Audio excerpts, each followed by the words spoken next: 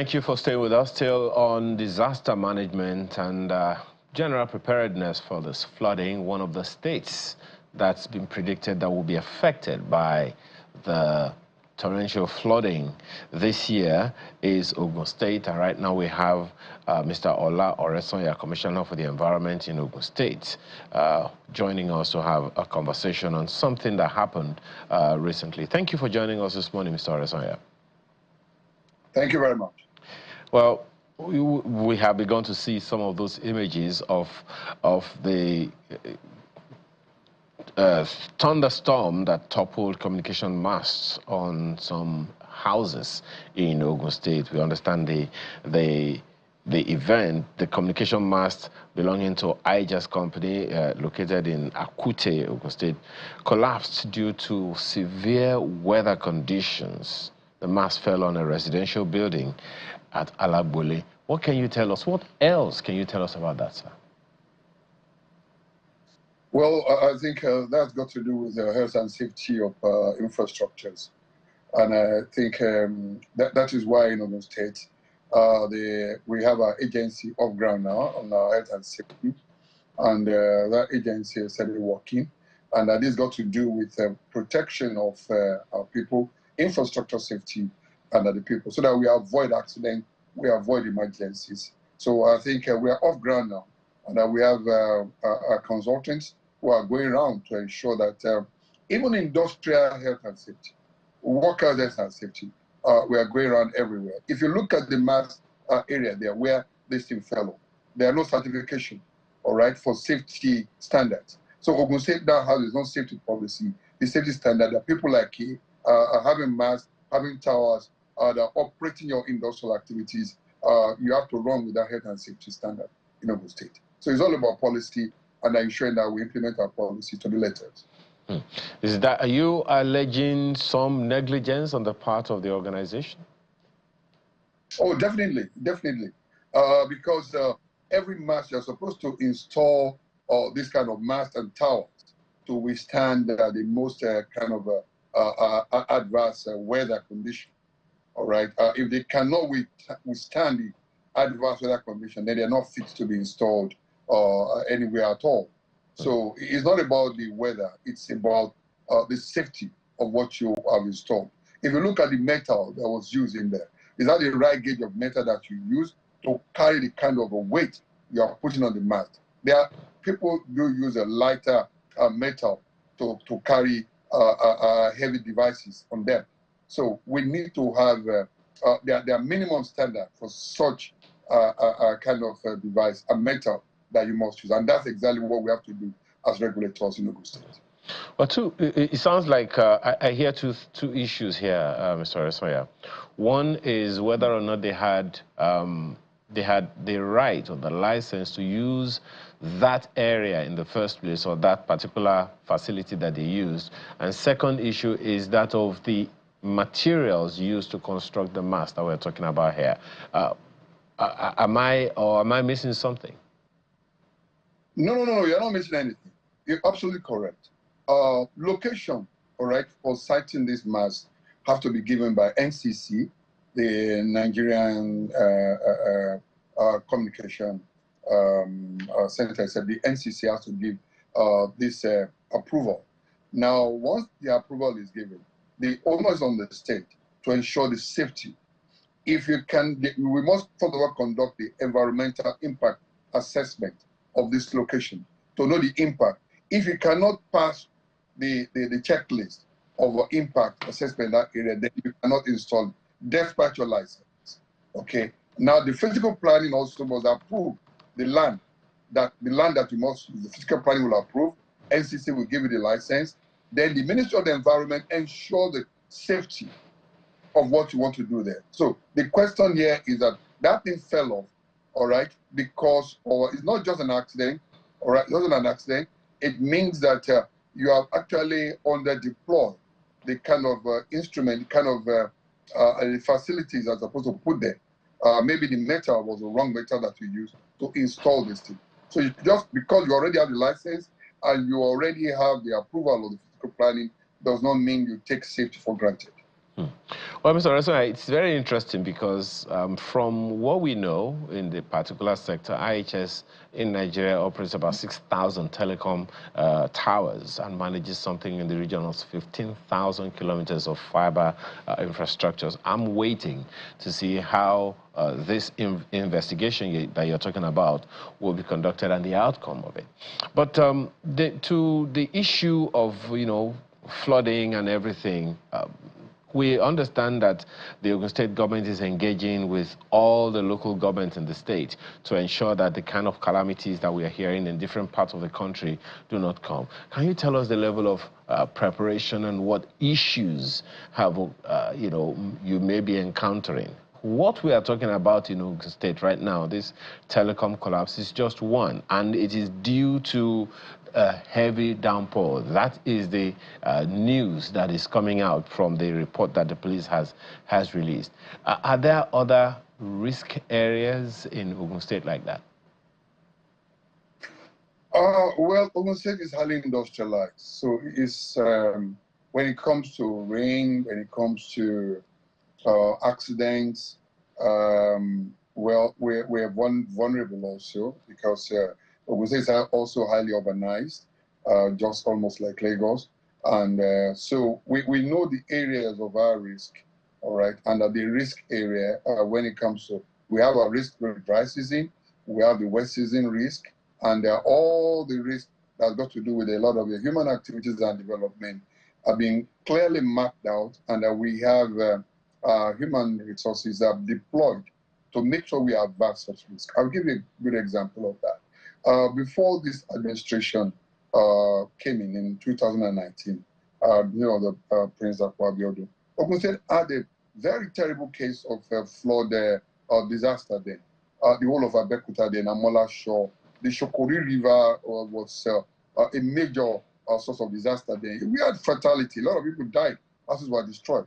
But immediately we find out what led to this problem: waste management. Waste were dumped indiscriminately within these waterways and the rest of it. So they clustered all the channel. Immediately we established institution, that is the OGWAMA, the Ogun State Waste Management Authority, to take care of waste. Go around the city of Abeokuta now. It's all clean, and I can tell you clean. All right, that tells you that we have less waste going into the draining channel. Okay, then we have an agency that is up to the task, doing what they're supposed to do. We're expanding to all the other cities. Other cities are experiencing it, but we are yet to get the same level of efficiency that we have in Abeokuta. But that tells you it can be done. There's a proof of concept in Abeokuta right now, which we are scaling up. Now, have we had any disaster like that since the last 6 years? No. We always have around the Sherry area in Lagos, we always have what we call the coastal flooding. The coastal flooding is a response to the climate change, where you have a tidal rise in the tidal level at the coast, at the lagoon, Lagos Lagoon. And what are we doing to mitigate that? All right, we're opening up new tributaries for the Ogun River. The Ogun River is the area where you have this cluster, okay, where we have the retention. So the capacity of Ogun River to withhold more water, that's exactly what we're doing. And last year we had a proof of concept also. Normally, the retention around that area will go for as long as probably about 6 to 7 weeks before you have the regression of the water. But last year was just about 2 weeks. And I'm sure many people in the area, the community will tell you, it was because we opened up the Okparo River, the tributaries in the area. And the same thing we are doing this year to open up more, so that during the coastal flooding area period, we can actually make sure that our people get the right relief they require. So on our side, we have to deploy more capacity to make sure we first of all address the infrastructure deficit. Then, what do people need to do? We are collaborating with them. I've had several meetings with people around the area where we are going to have the flash flood problem, and area where we are going to have the coastal flood problem. So we are meeting, we are consulting, and we are deploying the local government team to make sure that we domesticate this information at every local government level. In our local languages, our people, they are aware of when the flood will come and when the flood will regress. And we have dam in Ogun State. We have the Ogun Dam, and we are working with the Ogun River Basin Development Authority to make sure that when they're going to open the dam, we know. And this year around, we make sure we manage it down with them now to make sure that our people are not exposed to the risk of mismanagement in any form from anywhere. So in our own little way, we run our policy and we are working with our people and all other agencies that got to do with flood management for the state.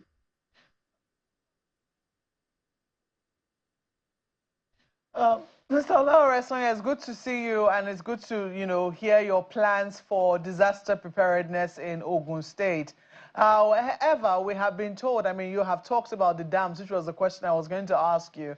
We've been told that what happened in Niger State was as a result of rain, because initially we thought, maybe a dam was also released, given the volume of water that we saw, gushing through Mokwa. I am just a little curious. Do we have an idea as to what climate pressures we could be facing this year? Because it would seem that the rains that fell were unprecedented. Do we envisage anything of such happening in Ogun State? And if should such a thing happen, do we have the preparedness to be able to withstand it? All right, thank you, Mofe.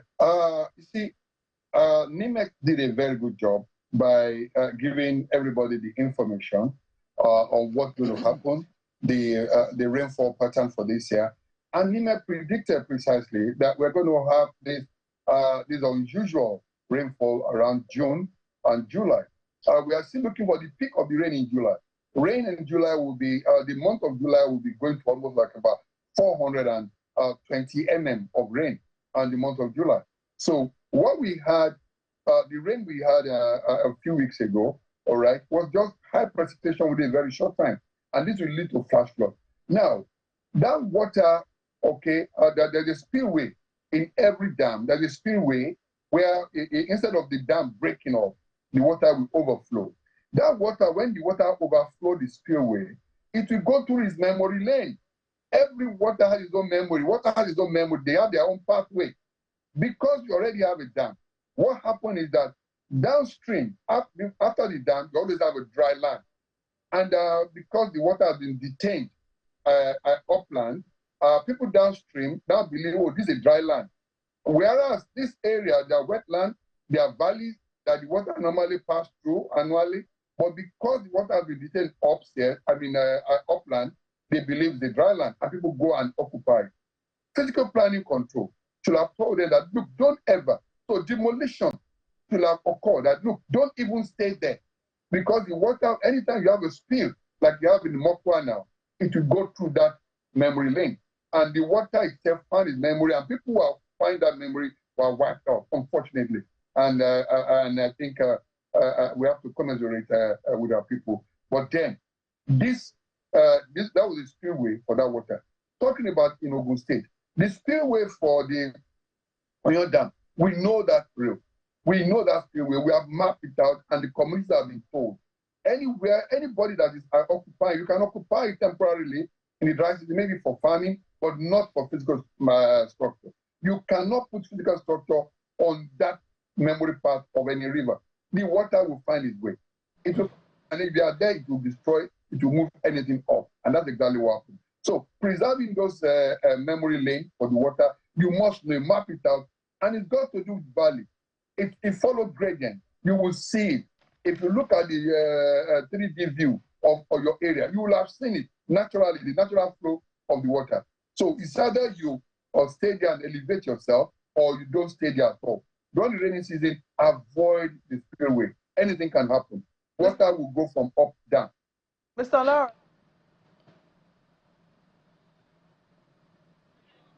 All right, well, sincere apologies. We are totally out of time, Mr. Olaoresanya. I would have loved to take one or two other issues up with you. Thank you so much for the privilege of hosting you this morning, and we wish you all the best. Olaoresanya is Commissioner for the Environment in Ogun State. Well, that's our show this morning. Thank you so much for the privilege of being a part of your day. I'm Ayo Makine. Enjoy the rest of it.